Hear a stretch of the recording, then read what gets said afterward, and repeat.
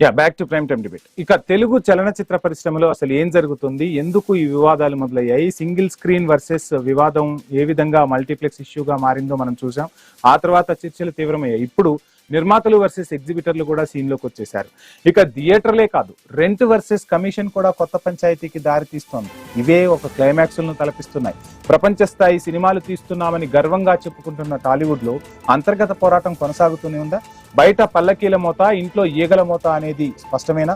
పెద్ద సినిమాను ఎవరు బలి చేస్తున్నారు? ఎందుకు ఈ విమర్శలు వినిపిస్తూ ఉన్నాయి? కొందరు నిర్మాతల లక్ష్యంగా కుట్ర జరుగుతోందా?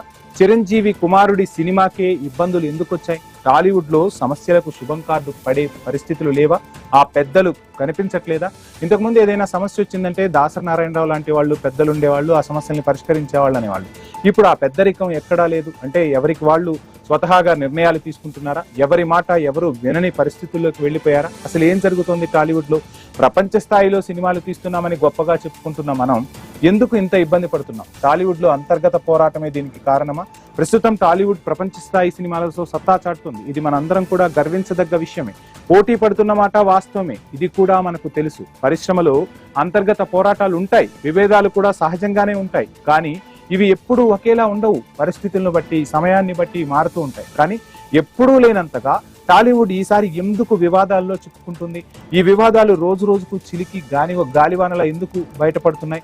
ఇక టాలీవుడ్ అంటేనే చూడటానికి ఒక రంగుల ప్రపంచం లాగా కనిపిస్తోంది. బయట పల్లకీల మోత, ఇంట్లో ఈగల మోతల పరిస్థితి కనిపిస్తుందా? సో ప్రపంచవ్యాప్తంగా రకరకాల పరిణామాలు జరుగుతూ ఉన్నాయి. ఆ పరిణామాలను బట్టి మనం ఏం చూస్తున్నాము, ఏం జరుగుతుందనేది చూస్తూనే ఉన్నాం. కానీ ఎందుకు ఒక్కసారిగా టాలీవుడ్ లో ఇటువంటి పరిస్థితులు కనిపిస్తూ ఉన్నాయి? ప్రపంచవ్యాప్తంగా టాలీవుడ్ ఒక సంచలనం అని చెప్తూ ఉన్నాం, ప్రత్యేకమైన స్థానాన్ని సంపాదించింది అని చెప్తూ ఉన్నాం, రోజు రోజుకు మన స్థాయి పెరుగుతుంది అని చెప్తూ ఉన్నాం. కానీ స్వరాష్ట్రంలో మాత్రం మరోలా పరిస్థితులు ఎందుకుంటున్నాయి? సో ఇక్కడ ఏం జరుగుతుంది? తెలుగు సినీ పరిశ్రమను పట్టించుకునే వారే లేరా? తెలుగు సినీ పరిశ్రమలో అసలు ఏమవుతుంది? ఇప్పుడు సింగిల్ స్క్రీన్ వర్సెస్ మల్టీప్లెక్స్, నిర్మాతలు వర్సెస్ ఎగ్జిబిటర్లు, రెంట్ వర్సెస్ కమిషన్ పేరుతో 3 ఇష్యూలు హాట్ గా సాగుతున్నాయి. వీటికి చెక్ పెట్టేది ఎవరు?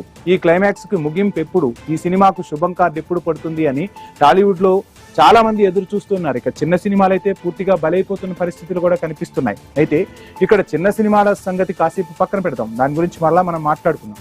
పెద్ద సినిమాను బలి చేస్తున్నారనే విమర్శలు ఎందుకు వినిపిస్తున్నాయి? Mega power star Ram Charan నటిస్తున్న పెద్ద సినిమా విడుదలకు వివాదాలు చుట్టుముడుతున్నాయన్న పరిస్థితి కనిపిస్తుంది. ఈ సినిమాను ఉద్దేశపూర్వకంగానే బలి చేస్తున్నారా? ఎవరు బలి చేస్తున్నారు? ఎందుకు బలి చేస్తున్నారు? ఈ అనుమానాలు టాలీవుడ్ వర్గాల్లో ఎందుకు బలంగా వినిపిస్తున్నాయి? ఇక నిజాం ప్రాంతంలోని సింగిల్ స్క్రీన్ థియేటర్ల సంగతి ఏంటి? అక్కడ ఏం జరుగుతుంది? ఎందుకు ఈ అంశాలన్నీ ఇప్పుడు తెర మీదకి వస్తున్నాయి? ఇక నిజాం ప్రాంతంలోని సింగిల్ స్క్రీన్ థియేటర్ల యజమానులు, ఎగ్జిబిటర్లు, నిర్మాతలతో లాభాల పంపిణీ విషయంలో విభేదాలు చుట్టుముడుతున్నాయా? సినిమాను వాళ్ళు బాయ్కాట్ చేయాలని చూస్తున్నారా?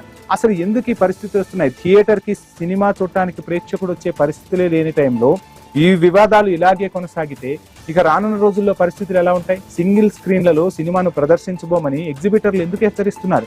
ఇది సినిమా వసూళ్లపై ప్రభావం చూపదా? మొత్తంగా నష్టపోయే అవకాశాలు కనిపిస్తావా? ట్రేడ్ వర్గాలు ఎందుకు ఆందోళన వ్యక్తం చేస్తున్నాయి? అసలు హైదరాబాద్ ఫిలిం ఛాంబర్ లో ఏం జరుగుతుంది, ఎటువంటి చర్చలు నడిచాయి అనేది ఈరోజు ఛాంబర్లో డిస్ట్రిబ్యూటర్స్, ప్రొడ్యూసర్స్కి మీటింగ్ జరిగింది. సో ఈ పర్సంటేజ్ విధానం గురించి ఎగ్జిబిటర్స్ తీసుకున్న నిర్ణయానికి ఈరోజు ముందుగా ప్రొడ్యూసర్స్ అందరూ పర్సంటేజ్ చేయటానికి సానుకూలంగా ముందు స్పందించారు. సో దానికోసము ఒక కమిటీ ఫామ్ చేసుకొని తొందరలోనే ఆ కమిటీ ద్వారా ఈ పర్సంటేజ్ విధానం ఎలా ఉండాలి అంటే A centres, B centres, C centres, ఇలా రకరకాలుగా సెంటర్స్ ఉంటాయి కాబట్టి దేనికి ఎలా పర్సంటేజ్లో వెళ్ళాలి అనే దానికి ఈ కమిటీ ఫైనల్ చేసి తొందరలోనే దీనికి సంబంధించింది ఎలా చేయబోతున్నారు అనేది ఛాంబర్ ద్వారా అనౌన్స్ చేస్తారు. ముందు హెల్దీ, పాజిటివ్. సో 2 ఎగ్జిబిటర్స్ నుంచి కానీ ఇటు ప్రొడ్యూసర్స్ నుంచి కానీ అన్ని సమస్యలు మాట్లాడేసుకొని ఛాంబర్లో సాల్వ్ చేసుకున్నాము. దాంట్లో డిస్ట్రిబ్యూటర్స్ కూడా సినిమాని రేపు డిస్ట్రిబ్యూట్ చేసే వాళ్ళు ఉంటారు కాబట్టి 3 సెక్టార్స్ సానుకూలంగా పాజిటివ్గా వచ్చి కమిటీ ఫైనల్ చేసుకున్నాం. రైట్. ఇక కొందరు నిర్మాతలే లక్ష్యంగా కుట్ర చేస్తున్నారా? ఏం జరుగుతుంది అంటే కొందరు నిర్మాతలే సినిమా ఇండస్ట్రీని ఏలుతున్నారా? మిగిలిన నిర్మాతలు బలి కావాల్సిందేనా? రామ్ చరణ్ సినిమా జూన్ 4న గ్రాండ్ గా విడుదల కావాల్సి ఉంది. అండ్ వాళ్ళు ఒక యాత్ర కూడా చేపడుతున్నారు. ఒకవైపు ఆ సినిమాకి ఎక్కడలేని హైప్ తీసుకొచ్చే ప్రయత్నం చిత్ర యూనిట్ చేస్తుంటే ఈ వివాదం ఎందుకు ఇప్పుడు తెరపైకి వచ్చింది? దీని వెనక ఏదో కుట్ర ఉందన్న ఆరోపణలు జోరుగా వినిపిస్తున్నాయి. నిర్మాతల గిల్డ్ ను ఇరుకున పెట్టడానికి చిత్రాన్ని ఒక ఆయుధంగా వాడుకోబోతున్నారా అన్న ఆరోపణలు కూడా గుప్పమంటున్నాయి. ఈ కష్టకాలంలో పెద్ది వంటి పెద్ద సినిమా బాక్సాఫీస్ వద్ద విజయం సాధించాలని పరిశ్రమ కూడా కోరుతుంది. ఇది పరిశ్రమకు ఒక ఊపని కూడా భావిస్తున్న తరుణం. ఇలాంటి పరిణామాలు సినిమాకు అన్యాయం చేస్తున్నాయని కూడా పలువురు అభిప్రాయాలు వ్యక్తం చేస్తున్నారు. చిరంజీవి కుమారుడి సినిమాకే ఇంత ఇబ్బంది ఉంటే చిన్నవాళ్ల పరిస్థితి ఏంటి? పెద్ది సినిమా నిర్మాతలు థియేటర్ల యజమానుల మధ్య కమర్షియల్ విభేదాలు కొనసాగుతున్నాయి. నష్టపోతున్నామనే చర్చ టాలీవుడ్ లో జోరుగా నడుస్తుంది. ఇక తెలంగాణలో థియేటర్ల యజమానులుగా ఉన్న దిల్ రాజ్ అవ్వచ్చు, సురేష్ బాబు అవ్వచ్చు, ఇంకా కొంతమంది బడా బాబులు అవ్వచ్చు, వీళ్ళందరూ కూడా యాక్టివ్ ప్రొడ్యూసర్స్ గిల్డ్లోని మైత్రి మూవీ మేకర్స్ మధ్య రెవెన్యూ షేరింగ్ విషయంలో విభేదాలు ఉన్నాయట. ఈ వివాదాలు ఎందుకు పరిష్కరించుకోలేకపోతున్నారు? సాధారణంగా పరిశ్రమలో ఇలాంటి సమస్యలు వచ్చినప్పుడు చిరంజీవి మధ్యవర్తిత్వం వహిస్తారన్న టాక్ ఉండేది. గతంలో దాసరి ఏ విధంగా వహించారో అలా ఈసారి చిరంజీవి ఎందుకు మౌనంగా ఉంటున్నారు? తన కొడుకు సినిమా చుట్టూ ఇంత వివాదం తిరుగుతున్నా మెగాస్టార్ ఎందుకు మౌనం వహిస్తున్నారు? ఎవరు చెప్తే వినిపించుకునే పరిస్థితుల్లో లేరా? ఎవరికి వాళ్ళు తెలుసుకోవాలని చెప్పి మెగాస్టార్ వదిలేశారా? ఏం జరుగుతుంది అనేది మాట్లాడదాం. టాలీవుడ్ లో సమస్యలకు అసలు శుభం కార్డు పడే పరిస్థితులు లేవా? ఏం జరుగుతుంది? టాలీవుడ్ లో ప్రస్తుతం పెద్ద సినిమాలు థియేటర్ల కేటాయింపులకు సంబంధించి కూడా పెద్ద ఎత్తున చర్చ సాగుతుంది. ఓవైపు నిర్మాతలు ఎగ్జిబిటర్ల మధ్య నెలకొన్న ఈ వివాదం ఇప్పుడు హాట్ టాపిక్ అయింది. ముఖ్యంగా రాబోయే పెద్ద సినిమాల విడుదల సమయంలో సింగిల్ స్క్రీన్ ఎగ్జిబిటర్లు రెంటల్ సిస్టమ్ ను వ్యతిరేకిస్తున్నారు. థియేటర్లు ఇవ్వకపోవచ్చు అంటున్నారు. థియేటర్ ఇవ్వకపోతే పెద్ద సినిమా నష్టపోయే పరిస్థితులు కనిపిస్తాయి. ఇక ఈ వివాదం టాలీవుడ్ భవిష్యత్తుకే ఒక టర్నింగ్ పాయింట్ కూడా కాకపోలేదు అనే చర్చ కూడా నడుస్తుంది. మూవీ మేకర్స్ ఈ సమస్యను ఎలా అధిగమిస్తారు? దానిపైనే ఇప్పుడు ఈ శుభం కార్డు అనేది ఆధారపడి ఉంది. మరి దిల్ రాజు చెప్పినట్టుగా అంత సానుకూలంగానే పరిస్థితులు కనిపిస్తున్నాయా? ఆ విధమైన పరిస్థితులు నిజంగానే టాలీవుడ్ లో ఉన్నాయా? చర్చలతో సమస్య పరిష్కారం అయ్యే పరిస్థితి ఉందా? రకరకాల వాదనలు అయితే వినిపిస్తున్నాయి. రైట్. ఇదే అంశానికి సంబంధించి మనతో మాట్లాడేందుకు గూడా రామకృష్ణ గారు, సినీ దర్శకులు, సినీ నటులు మనకు ఫోన్ ఇన్ లో సిద్ధంగా ఉన్నారు. రామకృష్ణ గారు నమస్కారం. నమస్తే అండి. ఓవైపేమో ప్రపంచవ్యాప్తంగా తెలుగు సినిమా ఖ్యాతి పెరుగుతోంది. ఇక వారణాసి లాంటి సినిమా వస్తే అసలు మన వైపు ఇక హాలీవుడ్ కూడా ఇటు టాలీవుడ్ వైపు చూడాల్సిన పరిస్థితి అని గర్వంగా చెప్పుకుంటున్న సమయంలో ఈ వివాదాలు ఏంటి? ఎందుకు ఈ వివాదాలు తరచూ వస్తున్నాయి? వీటికి శుభం కార్డు పడే పరిస్థితులు లేవా? పెద్దలెవరు లేరా మాట్లాడటానికి? చిన్నవాళ్ళు బలైపోతున్నారన్న టాక్ వినిపిస్తోంది. ఏం జరుగుతోంది అసలు? ముందుగా ఐ న్యూస్ ప్రేక్షకులకు వీక్షకులకు నమస్కారం. డిబేట్ లో పాల్గొన్న పెద్దలందరికీ నమస్కారం సార్. హాలీవుడ్ ప్రపంచం అనేది తెలుగు సినిమాని ఇవ్వాలి కాదు సార్. నర్తనశాల సినిమా జాగ్రత్త ఫిల్మ్ ఫెస్టివల్ లో ప్రదర్శించినప్పటి నుంచి కూడా హాలీవుడ్ చూపులు మన మీద ఉన్నాయి. గురుగారు దాసనారాయణరావు గారు 151 సినిమాలు చేసి వరల్డ్ రికార్డు, గిన్నిస్ రికార్డు. ఆయన ఉండుంటే 4 గోడల మధ్య 4 నిమిషాల్లో సమస్య పరిష్కారం అయిపోయేది. గతంలో ఇలా చాలా జరిగింది. ఈ చలనచిత్ర పరిశ్రమలో సార్ సమస్యలు ఎప్పుడు ఏదో విధంగా ఏదో స్ట్రాటజీలు ఉన్నాయి, వస్తున్నాయి. కరోనా ముందు సినిమా వేరు, కరోనా తర్వాత సినిమా వేరు. ఏదైనా ఫైనల్ అవుట్పుట్ ఏంటంటే ప్రేక్షకుడు, సగటు ప్రేక్షకుడు థియేటర్ కి రావాలి. థియేటర్కి వచ్చి అతను కుటుంబంతో సహా వస్తే సినిమా చూస్తేనే సినిమా సక్సెస్. నిర్మాత, దర్శకులు అందరూ సేఫ్. అది దూరం అయిపోయింది సార్. ఎందుకంటే కరోనా ముందు నుంచి కూడా థియేటర్లు 2600 థియేటర్లు ఉన్న తెలుగు రాష్ట్రాల్లో ఇవాళ 1114 థియేటర్లకు వచ్చినాయి. మల్టీప్లెక్స్లు ఎక్కువైపోయినాయి. ఎక్కువైపోయేటప్పటికి ఒకప్పుడు సినిమా ఎగ్జిబిటర్స్ వాళ్ళు మాత్రమే ఉండేవాళ్ళు, డిస్ట్రిబ్యూటర్ పంపిణీదారులు, నిర్మాతలు ఉండేవాళ్ళు. ఇవాళ ప్రొడ్యూసర్లకు ఓన్ థియేటర్స్ ఉన్నాయి, లీజ్ థియేటర్స్ ఉన్నాయి. మ్యాక్సిమం సినిమా సిస్టమ్ అనేది కొంతమంది పెద్దలు, నిర్మాతలు, దర్శకులు, వాటి హీరోలు కావచ్చు, వాళ్ళ చేతులు వెళ్ళిపోయిన తర్వాత మల్టీప్లెక్స్ లో ఇంపార్టెన్స్ వాళ్ళ సినిమాలు ఇయర్లీ ఒక సినిమాలు 2 సినిమాలు తీసేవాళ్ళు మల్టీప్లెక్స్ కి వెళ్తే మల్టీప్లెక్స్ లోకి ఎంతమంది వెళ్ళగలరు సార్? అక్కడ ఉన్న క్యాంటీన్ రేట్స్ కావచ్చు, లేకపోతే everything what ever it is. Ticket rate అనేది సినిమా పెద్ద సినిమాకి బడ్జెట్ బట్టి దాన్ని బట్టి అప్పటికప్పుడు గవర్నమెంట్ దాన్ని బట్టి రేట్లు కొంచెం పెంచుతున్నారు. ఇవి పర్మనెంట్ గా ఉండిపోతున్నాయి. ఇది చిన్న సినిమా కావచ్చు, మీడియం రేంజ్ సినిమా కావచ్చు, ఏదైనా కావచ్చు. ఒక 150-200 రూపాయల సినిమా టికెట్ ఉంటే పర్ హెడ్ ఫుడ్ అనేది మీకు 400-500 అయిపోతుంది అక్కడ. దానివల్ల భయపడుతున్నారు వెళ్ళటం. సరే, సినిమాలో నాణ్యత నవ్యత అనేది ఎప్పుడు ఎప్పుడు ఎప్పుడు ఒకే రకంగా ఉండదు. కొన్ని మంచి సినిమాలు ఉంటాయి, కొన్ని రకాల మ్యాటర్స్ ఇవి. దీనంతా పరిష్కార మార్గం ఏంటంటే సార్, పర్సెంటేజ్ సిస్టమ్ రావాలి సార్. పర్సెంటేజ్ సినిమా సిస్టమ్ ఉంటేనే సినిమా సేఫ్ సార్. నిర్మాత ఏ నిర్మాత అయినా సరే. అది కొంతమంది పెద్ద నిర్మాతలకి పెద్ద సినిమాలకి అది వర్తించకపోవచ్చు. కానీ రామకృష్ణ గారు ఇక్కడ ఇంకొక అంశం ఇప్పుడు చాలా సార్లు మనం చూస్తూ ఉంటాం, వింటూ ఉంటాం. హీరోల రెమ్యునరేషన్లు అసలు ఆకాశాన్ని తాకుతున్నాయి. హాలీవుడ్ లో హీరోలు ఎంత తీసుకుంటారో దానికి మించి కూడా మన హీరోలు రెమ్యునరేషన్ తీసుకుంటున్నారన్న పరిస్థితులు కనిపిస్తున్నాయి. ఇక్కడ హీరో సేఫ్ అవుతున్నాడు, డైరెక్టర్ సేఫ్ అవుతున్నాడు, ప్రొడ్యూసర్ పరిస్థితి ఏంటి, ఎగ్జిబిటర్ల పరిస్థితి ఏంటి, డిస్ట్రిబ్యూటర్ల పరిస్థితి ఏంటి, అసలు ఏం జరుగుతుంది? అంతంత రెమ్యునరేషన్ నిజంగానే ఇస్తున్నారా? అందుకే రీసెంట్ గా సినిమా ప్రపంచం అనేది తెలుగు సినిమా గొప్పతనాన్ని చూస్తుంది. భవిష్యత్తులో వారణాసి లాంటి సినిమాలు ఇంకా వస్తే చూస్తారు. అదే సేమ్ టైం ఈ రెమ్యునరేషన్ మ్యాటర్స్ కూడా అలాగే చూస్తున్నారు. ఈ మధ్య తమిళనాడులో కూడా మీకు ఒక మ్యాటర్ వచ్చింది. మీకు సినిమాలో హీరో కూడా అది ప్రాఫిట్ కావచ్చు, ఇన్వెస్ట్మెంట్ కావచ్చు, ఏదైనా కావచ్చు, షేర్ చేసుకోవాలనేది అది చాలా వరకు బెటర్ సార్. ఎందుకంటే మీరు అన్నట్లు అందరూ సేఫే, హీరో సేఫే, టెక్నీషియన్ సేఫే. మిగతా ప్రాబ్లం ఎక్కడొచ్చి నిర్మాత, ఎగ్జిబిటర్, డిస్ట్రిబ్యూటర్, అక్కడే ప్రాబ్లం వస్తుంది. ఇదంతా సెట్ కావాలి అంటే నిజంగా ఫీల్డ్ లో ఒక దాసనారాయణరావు గారు లాంటి పెద్ద మనిషి, పెద్ద హెడ్ లేరు ఇవాళ. ఉన్నారు, పెద్ద మనుషులు ఉన్నారు. మీరు చెప్తున్నట్టు సో కాల్డ్ చిరంజీవి గారు, మోహన్ బాబు గారు, సి కళ్యాణ్ గారు, తమ్మాడి భరత్ గారు ఎవరు ముందుకు రావట్లేదు. అంటే ఎందుకు ఈ రిస్క్ అనుకుంటున్నారు? అంటే వాళ్ళు చెప్పినా వినే వాళ్ళు ఎవరు లేరన్న ఇదిలో ఆ పెద్దరికం ఎందుకు పోగొట్టుకోవటం అనేది రావట్లేదేమో. ఏం లేదు సార్, కరెక్ట్ గా పెద్దరికం చేస్తూ పెద్ద మనిషి తరహాగా బ్యాలెన్సింగ్ గా అందరికి సమన్యాయంగా సమధర్మంగా చెప్తే ఎప్పుడు వింటారు సార్, ఎప్పుడు వింటారు. ఇప్పుడు దాసనారాయణరావు గారిని వ్యతిరేకించిన వాళ్ళు ఉన్నారు, దాసనారాయణరావు గారు మాకు చెప్పిన మాట సైలెంట్ గా విన్న వాళ్ళు ఉన్నారు. అది కామన్ సార్. అది మాకెందుకు లేదు రిస్క్ అనేది. వాళ్ళు మధ్య ఒక ఇంటర్వ్యూలో తమ్మాటి భరద్వాజ్ గారు ఒక మాట అన్నారు, సినిమా ఫీల్డ్ దాసనారాయణరావు గారి తర్వాత బజార్ను పడ్డది అని. అందరూ దాసనారాయణరావు కావాలనుకుంటారు, ఎవరు కాలేరు అని. అది సార్, అది రావాలి సార్, ఆ పెద్దరికం రావాలి, పెద్ద మనుషులు రావాలి. మొత్తంగా ఈ వివాదానికి అయితే తెరపడినట్టేనా? మరి దిల్ రాజు అయితే సమస్యలు లేదు సార్. అన్ని రంగా ఎగ్జిబిటర్స్ నుంచి, మళ్ళీ డిస్ట్రిబ్యూటర్స్ నుంచి, ప్రొడ్యూసర్ల నుంచి ఒక కమిటీ వేశారు. ఒక 15 మందితో కమిటీ వేశారు. ఒక 1 month 2 months లో ఆ కమిటీ నివేదిక ఛాంబర్ కి సబ్మిట్ చేస్తే, అది గవర్నమెంట్ కి సబ్మిట్ చేస్తే అక్కడ డెసిషన్ తీసుకుంటారు సార్. ఇది ఈజీగా ఇంకొక 2-3 months పడుతుంది సార్ ఈ డెసిషన్ ఏంది వస్తానికి. మరి ఏంటి పెద్ద సినిమాకి ఎఫెక్ట్ పడబోతుందన్న టాక్ వినిపిస్తుంది. మరి వైపేమో ఆ సినిమాను కాపాడుకోవాల్సిన బాధ్యత ఉంది, ఆ సినిమా వస్తే ఇండస్ట్రీకి ఊపు వస్తుందని కూడా మాట్లాడుతున్నారు. మరి ఇటువంటి తరుణంలో ఏంటి పరిస్థితి? అదే సార్, అది ఇప్పుడు 2-3 months అంటే ఇప్పుడు ఆ సినిమా రిలీజ్ ఉంది, దగ్గరలో ఉంది. 2-3 months కి సొల్యూషన్ కాకుండా వయా మీడియాగా పెద్దలు ఉన్నారు సార్. దిల్ రాజు లాంటి వాళ్ళు, చిరంజీవి గారు, గీతా అరవింద్ గారు లాంటి వాళ్ళు ఉన్నారు, సురేష్ బాబు లాంటి వాళ్ళు, సునీల్ నారాయణ వాళ్ళు. ఆ సినిమా వరకు నాకు తెలిసి ఒక వయా మీడియాకి వెళ్ళిపోతారు. బట్ మెయిన్ ఒక సొల్యూషన్ అనేది మాత్రం మీకు ఇంకా ఈజీగా 2-3 months పడుతుందండి ఈజీగా.